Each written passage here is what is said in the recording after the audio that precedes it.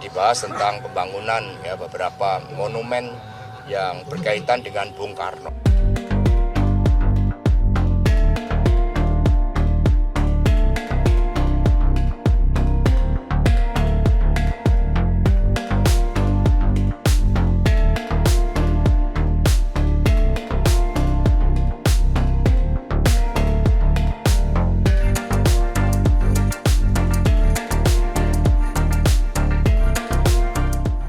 Pertemuan dilakukan sebenarnya secara tertutup, dibahas tentang pembangunan ya beberapa monumen yang berkaitan dengan Bung Karno. Pak Ridwan Kamil telah menggelurakan bagaimana perjuangan Bung Karno di Kota Bandung melalui pembentukan PNI pada tanggal 4 Juli 1927, kemudian monumen ketika Bung Karno ditahan di penjara di Bancai, kemudian di Sukamiskin, ya semua monumen-monumen itu dengan sangat baik, termasuk di konferensi Asia Afrika dibangun oleh Bapak Ridwan Kamil. Kami memberikan apresiasi tentu saja atas suatu program untuk membangun kesadaran terhadap jas merah atas perjuangan Bung Karno sebagai proklamator dan bawa bangsa Indonesia.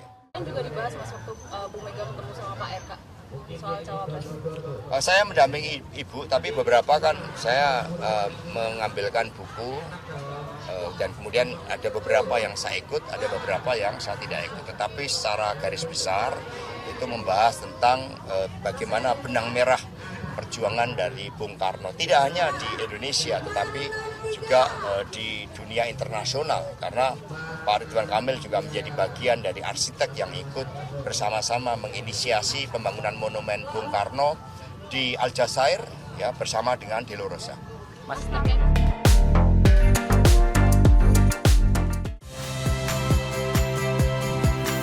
Saya Ihsan Sitorus. Saksikan program-program Kompas TV melalui siaran digital, pay TV, dan media streaming lainnya. Kompas TV, independen, terpercaya.